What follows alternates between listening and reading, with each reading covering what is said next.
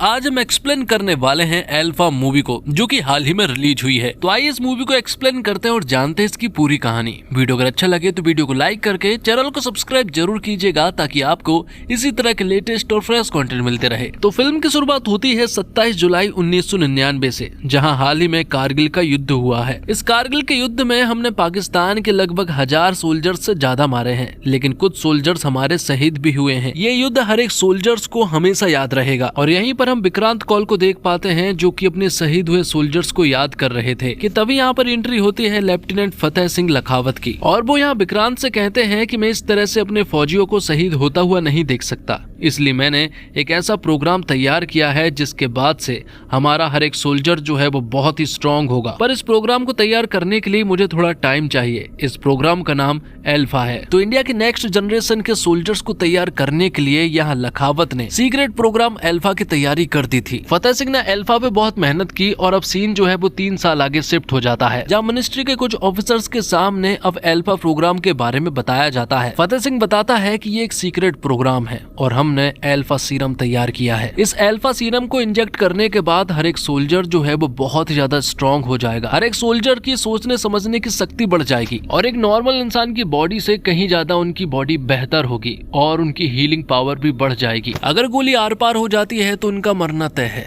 लेकिन अगर गोली सिर्फ छूकर निकलती है तो अल्फा सीरम उसे कुछ ही समय में ठीक कर देगा। ये सारी बातें सुनने के बाद मिनिस्ट्री के ऑफिसर्स कहते हैं कि एक बार तुम्हें DRDO की परमिशन लेनी चाहिए थी, लेकिन यहाँ पर लखावत कहता है कि ये एक सीक्रेट प्रोग्राम था और अगर वो सीक्रेट रूप से काम कर रहा है तो इसके बारे में उसे किसी को भी बताने की कोई जरूरत नहीं है। फतेह सिंह लखावत कहता है कि मैंने विक्रांत कौल के अंडर काम किया है, जिन्हें मैं गुरुजी मानता हूँ, और वो भी इस अल्फा प्रोग्राम को सपोर्ट कर रहे हैं, तो फिर आपको भी करना चाहिए। तब मिनिस्ट्री के सारे ऑफिसर्स को ये बात माननी पड़ती है और सभी लोग इस प्रोग्राम पर साइन कर देते हैं। अब कुछ महीनों के बाद हमें बताया जाता है कि विक्रांत कौल की पत्नी जो है वो प्रेग्नेंट है। उनका नाम जानकी है, लेकिन एक प्रॉब्लम है, जानकी की हालत जो है वो ठीक नहीं है।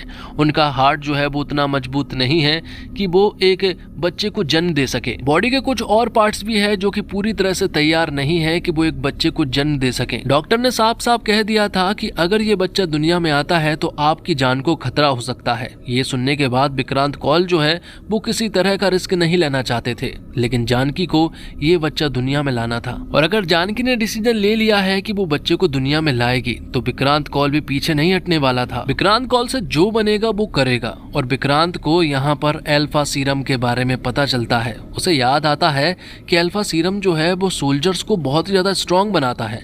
बॉडी के हर एक पार्ट जो है वो स्ट्रांग हो जाते हैं। अगर ये सीरम जानकी को दे दिया जाए तो यहाँ उसका बच्चा भी सेफ रहेगा और तो और जानकी को भी कुछ नहीं होगा। तब विक्रांत ने ऐसा ही किया। वो चुपचाप लैब में गया और वहाँ से उसने एक अल्फा सीरम जो है वो चुरा ली और फिर ये सीरम जानकी को दे दिया। जानकी को ये सीरम देने के बाद अब धीरे धीरे जानकी जो है वो स्ट्रांग होने लगी थी।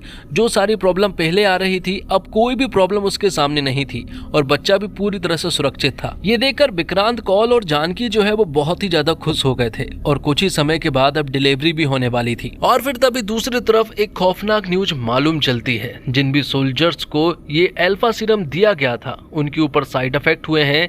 किसी को ब्रेन हेमरेज हो गया है तो किसी को स्ट्रोक आ गया है, किसी की बॉडी पैरालाइज हो चुकी है तो कोई कोमा में चला गया है। ये सारी चीजें हो जाने के बाद अब सभी लोग हैरान रह चुके थे, क्योंकि अल्फा सीरम जो है वो फेल हो चुका था। 10 महीने तक तो इसके कोई भी असर नहीं दिखे थे, कोई भी साइड इफेक्ट नहीं दिखे थे, लेकिन अचानक से सारे सोल्जर्स जो है वो मारे जाने लगे हैं। यहीं पर विक्रांत कौल भी खड़ा हुआ था और वो ये सारी बातें सुन रहा था। जब उसने ये सारी बातें सुनी ना तो वो हैरान रह चुका था, क्योंकि ये सीरम उसने जानकी को भी दी है और आज ही उसकी डिलीवरी होने वाली थी। इसी वजह से विक्रांत को तो बहुत ही ज्यादा डर लग रहा था। वो दौड़ता हुआ हॉस्पिटल पहुंचा।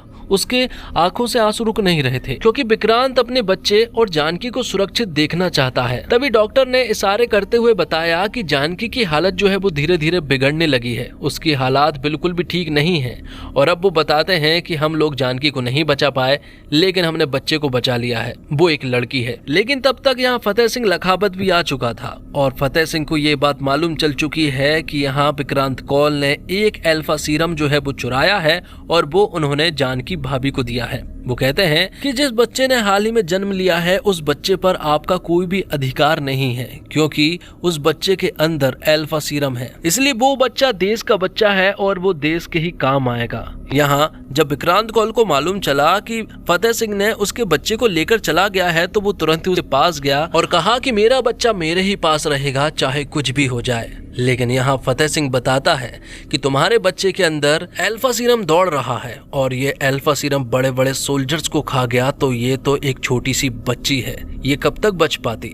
और वो बताता है कि तुम्हारी बच्ची जो है वो मारी जा चुकी है। तब विक्रांत कौल अपनी मरी हुई बच्ची को अपने साथ लेकर चले जाते हैं। अब कुछ दिनों के बाद हमें बताया जाता है कि अल्फा सीरम के फेल हो जाने के बाद से बहुत सारे सोल्जर्स जो है वो मारे गए हैं। इसी वजह से फतेह सिंह लखावत का डिमोशन कर दिया जाता है। बड़े ऑफिसर्स का यहाँ कहना था कि इतनी बड़ी गलती के लिए तो तुम्हारा कोर्ट मार्शल होना चाहिए था, लेकिन तुम्हारा डिमोशन हो रहा है, इसमें ही तुम खुश रहो। जिसके बाद फतेह सिंह को चेरापूंजी स्पेशल फोर्स में डाल दिया जाता है और उससे कहा जाता है कि वो आज के बाद किसी भी जंग में हिस्सा नहीं ले पाएगा। ये देखकर फतेह सिंह लखावत को बहुत बुरा लगा, क्योंकि वो देश के लिए ही कुछ करना चाहता था।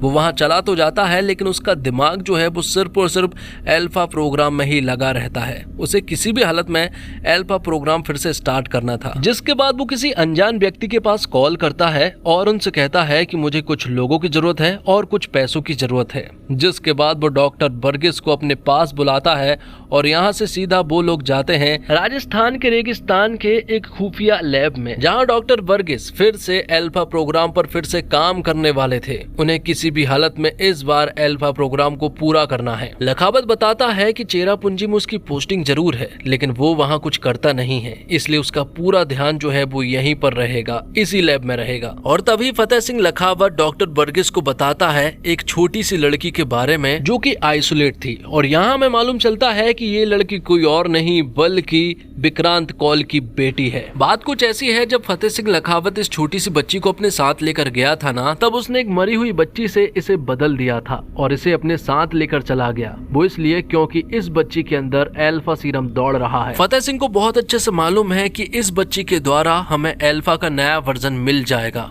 और डॉक्टर वर्गीस को इसी पर काम करना है। फतेह सिंह लखावत ने इस बच्ची का नाम सीता रखा था क्योंकि इसकी माँ का नाम जानकी है, इसलिए अब डॉक्टर वर्गीस अल्फा के नए वर्जन पर काम करना स्टार्ट कर देते हैं। वो हर हफ्ते सीता का ब्लड लेते और उसे चेक करते, लेकिन हर बार रिपोर्ट जो है वो नेगेटिव ही आ रही थी। और अब धीरे धीरे करके सीता जो है वो बड़ी होने लगी थी। उसे बहुत सारी ट्रेनिंग दी जाती है, बहुत सारी चीजें सिखाई जाती है, नई नई स्किल तैयार की जाती है। उसका दिमाग जो है वो बहुत तेज हो गया था। लेकिन जब हर हफ्ते उसका ब्लड टेस्ट किया जाता है तो उसके अंदर से कोई भी वर्जन प्राप्त नहीं होता है। लेकिन इस छोटी सी उम्र से सीता को इस तरह की ट्रेनिंग दी गई थी कि वो बहुत ही ज्यादा तैयार हो चुकी थी। वो नॉर्मल बच्चों की तरह नहीं थी, वो उन सभी लोगों से बहुत ही ज्यादा स्मार्ट थी। हालांकि उसने बाहर की जिंदगी नहीं देखी थी। डॉक्टर वर्गीस उसका बहुत ख्याल रखते और फतेह सिंह लखावत ने उसे ऐसी मिलिट्री वाली ट्रेनिंग दी कि वो किसी से भी नहीं हार सकती है। और अब कहानी जो है वो 2003 से डायरेक्ट 2026 में शिफ्ट हो जाती है, मतलब कि प्रेजेंट डे में। विक्रांत कौल ने आर्मी से रिजाइन दे दिया था, लेकिन अब वो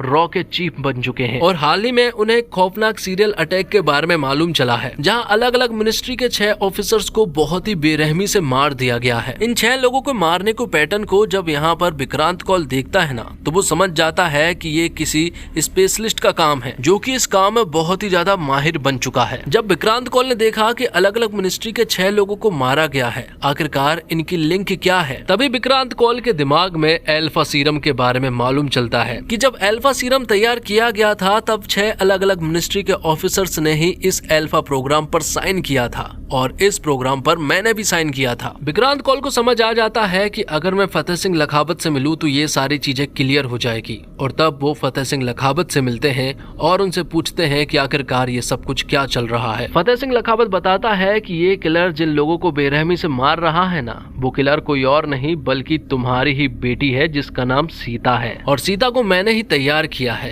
क्योंकि अल्फा प्रोग्राम तो बंद हो गया था, लेकिन मैंने इसे जारी रखा और अल्फा का नया वर्जन बनाना चाहा। लेकिन बीच में ही सीता जो है वो बागी बन गई और वो सभी लोगों को मारने लगी, और उसकी लिस्ट में हम दोनों भी है, इसलिए हम दोनों के ऊपर भी कभी भी अटैक हो सकते हैं, इसलिए हमें बच कर रहना होगा। विक्रांत कौल कहता है कि तुम्हें कुछ करने की जरूरत नहीं है, मैं अपनी बेटी को संभाल लूंगा। लेकिन यहाँ फतेह सिंह कहता है कि मैंने उसे तैयार किया है तो उसे ढूंढ भी सिर्फ मैं ही सकता हूँ। जिसके बाद कहानी में एंट्री होती है सीता की। सीता जो है वो बहुत ही कमाल की फाइटर है, और फिलहाल सीता उस जगह पर गई है जहाँ उसने अपना पूरा बचपन गुजारा है, मतलब कि राजस्थान के रेगिस्तान के उस लैब में जहाँ उसने अपना पूरा बचपन गुजारा है, उसी लैब में रहकर। लेकिन अब इस लैब में यहाँ पर सीता जो है वो धमाके करना चाहती है और यहाँ के हर एक जुड़े लोगों को बुरी तरह से मारना चाहती है। वो यहाँ पर हर एक सोल्जर्स को बहुत ही बेरहमी से मारती है। इस लैब में लगभग 50 से 100 सोल्जर्स मौजूद थे,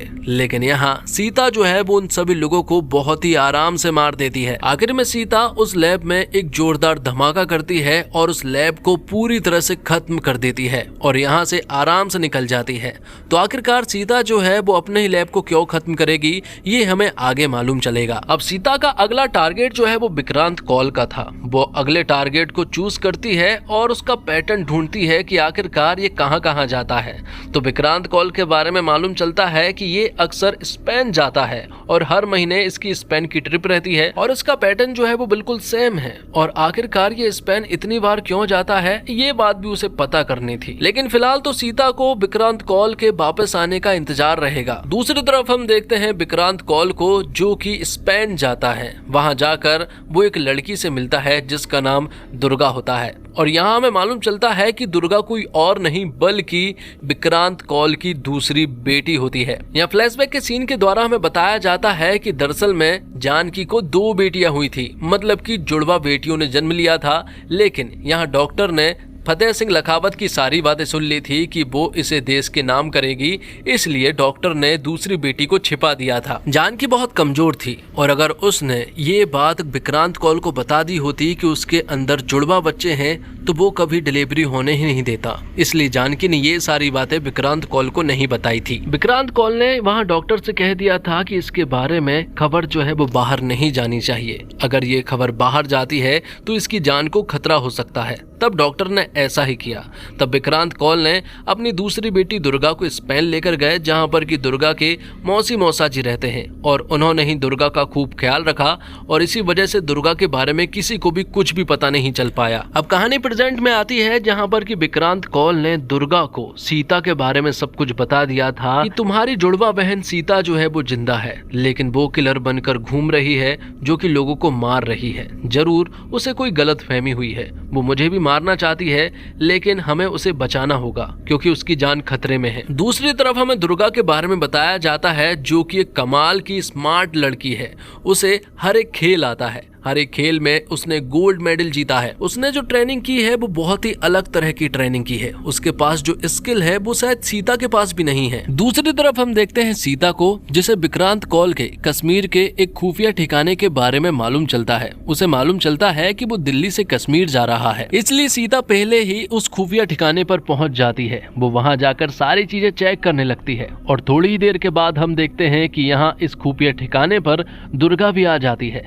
हालांकि विक्रांत कौल जो है वो थोड़ी देर के बाद आने वाले थे, लेकिन यहाँ पहुंचने के बाद दुर्गा को एहसास हो जाता है कि इस घर में कोई ना कोई तो है, और तभी यहाँ दुर्गा और सीता के बीच में जमकर फाइट होती है। सीता और दुर्गा के अंदर अल्फा प्रोग्राम का सीरम मौजूद है, इसी वजह से वो दोनों ही एक दूसरे के ऊपर काफी भारी पड़ रही थी। लेकिन सीता ने कई साल जो है वो लैब में गुजारे हैं और वहाँ मिलिट्री की ट्रेनिंग ली है, इसलिए कहीं ना कहीं वो थोड़ी आगे थी। दुर्गा ने यहाँ सीता को पहचान लिया था क्योंकि विक्रम कौल ने सीता के बारे में सब कुछ बता दिया था, लेकिन सीता को कोई फर्क नहीं पड़ता है। उसे देखकर ऐसा लगता है जैसे सीता के अंदर कोई भी इमोशन ही नहीं है, जबकि दुर्गा उससे बार बार कह रही थी कि मैं तुम्हारी बहन हूँ, लेकिन सीता को कोई फर्क नहीं पड़ता। थोड़ी ही देर के बाद यहाँ पर विक्रम कौल आ जाते हैं और वो यहाँ सीता के ऊपर बंदूक तान देते हैं। जिस वजह से सीता को यहाँ लड़ाई रोकनी पड़ती है। लेकिन यहाँ सीता ने सिर्फ सरेंडर होने का दिखावा किया था। जैसे ही उसे मौका मिला ना,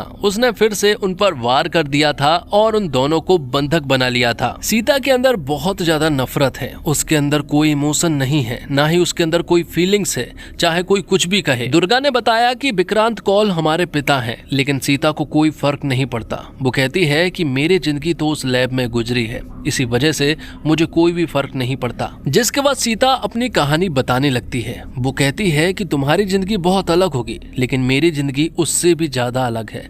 18 साल की उम्र में तुमने तो बहुत ही अच्छे से बर्थडे सेलिब्रेट किया है, लेकिन मैंने 18 साल की उम्र में अपना पहला खून किया था। सीता बताती है कि उसे बचपन से ही कुछ भी याद नहीं है, उसने लैब के बाहर की दुनिया देखी ही नहीं थी। डॉक्टर वर्गीस ने उसका बहुत ख्याल रखा था, उन्होंने ही मुझे देश और दुनिया के बारे में बताया था। लेकिन जब वो थोड़ी बड़ी हो गई थी तब उसे अल्फा सीरम के बारे में मालूम चल गया था और फतेह सिंह लखावत के बारे में कि आखिरकार वो अल्फा सीरम का क्या करना चाहता है। सीता को मालूम चल गया था कि फतेह सिंह लखावत अल्फा के नए वर्जन को तैयार करना चाहता है और ये सब कुछ सीता के ब्लड से ही पॉसिबल हो सकता है। जब सीता 12 साल की हुई थी उसके बाद से उसके ब्लड में नए वेरिएंट दिखने लगे थे। तब से ही ये लोग अल्फा के नए वर्जन को बना रहे हैं। लेकिन तब तक फतेह सिंह लखावत, जिन्हें वो बाबा कहती है, जो बाबा बोलते हैं मैं वो करती हूँ, जितने लोगों को मारने के लिए कहते हैं मैं उतने लोगों को मारती हूँ और मैं उनसे कोई सवाल भी नहीं करती हूँ।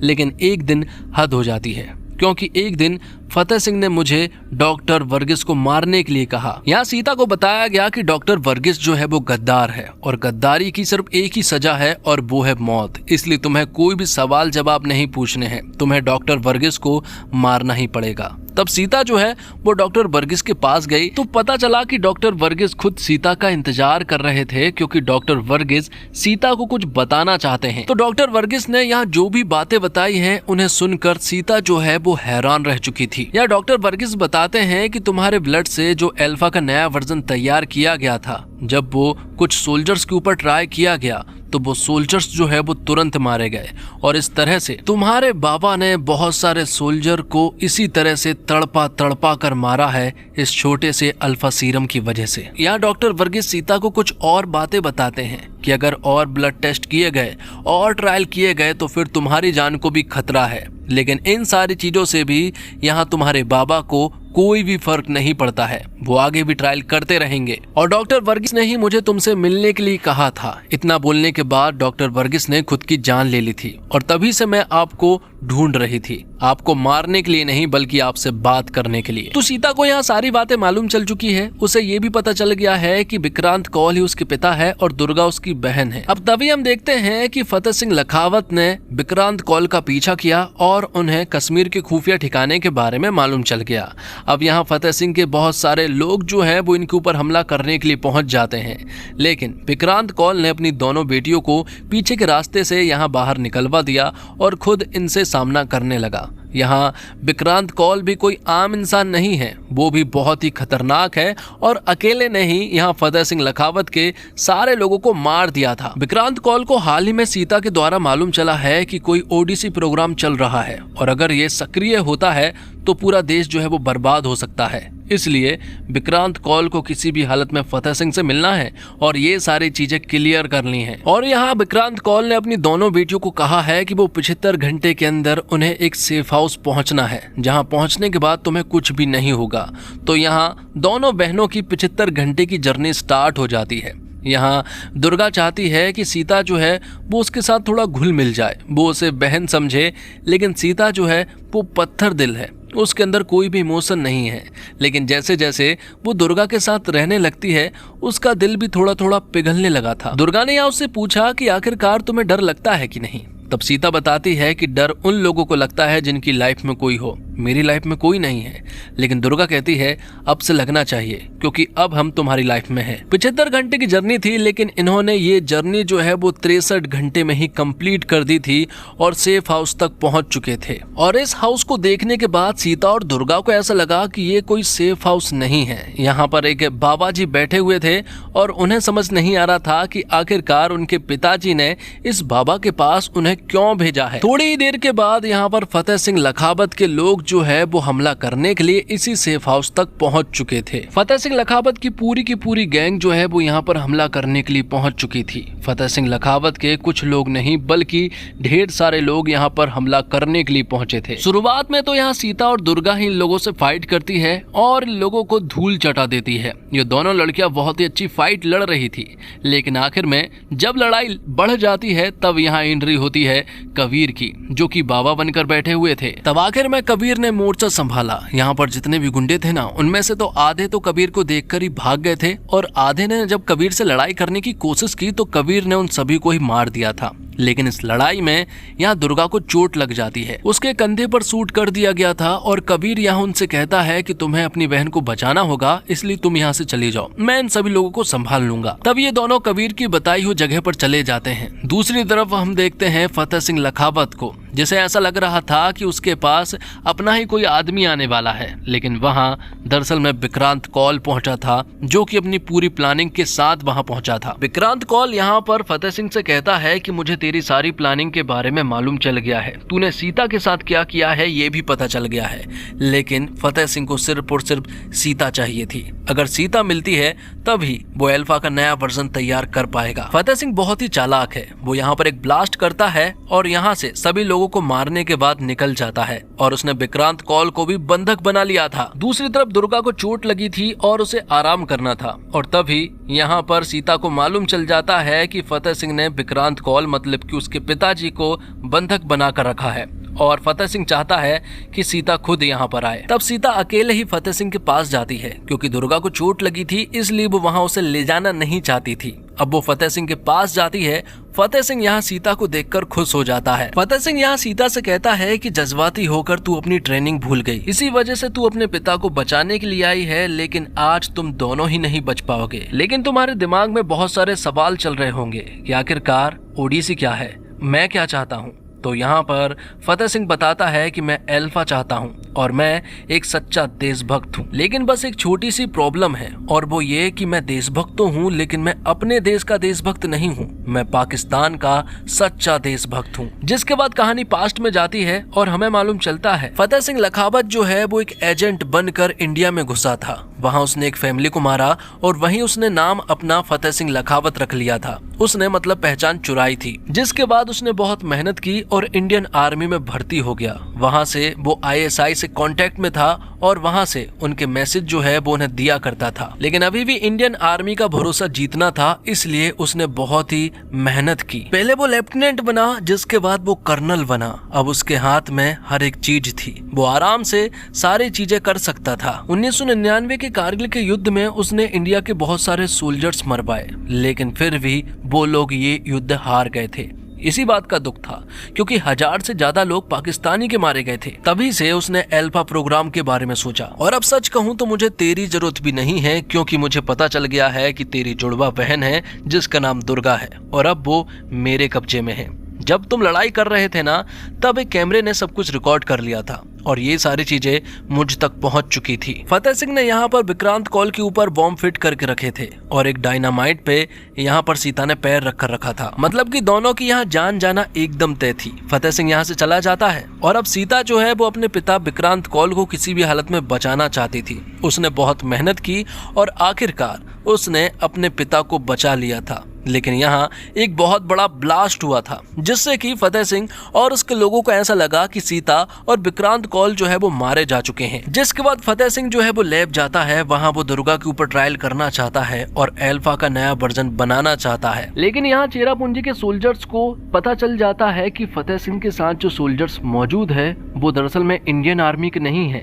और ये बात जब फतेह सिंह को मालूम चली ना, तो वो इन सारे सोल्जर्स को बंधक बना लेता है। दूसरी तरफ सीता और विक्रांत कौल को फतेह सिंह के अड्डे के बारे में मालूम चल गया है और अब वो एक चॉपर से यहाँ पर पहुंच जाते हैं। जैसे तैसे वो वहां पहुंच तो जाते हैं, लेकिन फतेह सिंह को इन लोगों के बारे में मालूम चल गया था, इसलिए फतेह सिंह इन लोगों के ऊपर अटैक करता है। फतेह सिंह जो सीक्रेट एजेंट बनकर बैठा हुआ है ना, इसी को ओडिसी प्रोग्राम कहते हैं। अब सीता और विक्रांत कौल काफी जख्मी हो चुके थे, इसके बावजूद सीता जो है वो इन लोगों के ऊपर हमला कर देती है और इनके बहुत सारे सोल्जर्स को मार गिराती है। लेकिन फतेह सिंह के यहाँ कुछ सोल्जर्स नहीं थे, थे, बल्कि यहाँ ढेर सारे सोल्जर्स थे। एक समय तो ऐसा भी आया था जब फतेह सिंह के सारे सोल्जर्स जो है वो सीता और विक्रांत कौल के ऊपर भारी पड़ रहे थे। लेकिन तभी हम देखते हैं कि दुर्गा भी वहां से मुक्त हो चुकी थी और जो सोल्जर्स को बंधक बनाया गया था वो उन्हें भी रिहा करवा देती है और अब वो फतेह सिंह के सोल्जर्स के ऊपर अटैक कर देते हैं। विक्रांत कौल को चोट लगी थी, इसलिए दुर्गा उन्हें अपने साथ ले जाती है और दूसरी तरफ सीता जो है वो अकेले ही यहाँ फतेह सिंह लखावत से फाइट करती है। फतेह सिंह लखावत जो है वो बहुत ही घातक है और बहुत ही खतरनाक भी। उसने सीता को तैयार किया है, इसलिए उसे सीता की हर एक मूव के बारे में पता है। सीता कहती है तू मुझसे ज्यादा ताकतवर है, तूने ही मुझे ट्रेनिंग दी है, तुझे मेरी हर एक मूव के बारे में सब कुछ पता है। पर सीता कहती है कि अगर तू एक इंडियन सोल्जर होता तो शायद मैं तुझसे हार जाती, मेरे हारने के चांस थोड़े होते। लेकिन अब जब मुझे पता चला है कि तू एक पाकिस्तानी एजेंट है तो फिर मेरे हारने का सवाल पैदा ही नहीं होता है। और आखिर में सीता जो है वो यहाँ फतेह सिंह लखावत को खत्म कर देती है। फिल्म के आखिर में हम देखते हैं कि यहाँ विक्रांत कौल जो है वो अपनी दोनों बेटियों से कहते हैं कि ये मिशन जो है वो यहीं पर खत्म हो चुका है, अब तुम्हें अपनी अपनी जिंदगी जीनी होगी, लेकिन जब भी देश को जरूरत तुम्हारी पड़ेगी तुम्हें आना पड़ेगा। अब तुम भी हमारी टीम में मौजूद हो, मतलब कि टाइगर, पठान, कबीर और तुम दोनों अब रॉ से जुड़ चुके हो। जब भी देश पर खतरा होगा तो तुम्हें आना पड़ेगा, जिसके लिए दोनों बहनें मान जाती है। और इसी के साथ ये फिल्म यहीं पर समाप्त हो जाती है। इस फिल्म को 10 में से आप कितनी रेटिंग देना चाहेंगे दोस्तों जरूर बताइएगा। इसी के साथ ये वीडियो भी यहीं पर समाप्त हो जाता है। उम्मीद करता हूँ दोस्तों आपको वीडियो पसंद आई होगी। वीडियो पसंद आई हो तो वीडियो को लाइक करके चैनल को सब्सक्राइब जरूर कीजिएगा ताकि आपको इसी तरह के लेटेस्ट और फ्रेश कंटेंट मिलते रहे। मिलते और कमाल की वीडियो के साथ, तब तक के लिए आप हमारे चैनल के साथ बने रहिए। धन्यवाद। जय हिंद, जय भारत, जय श्री राम।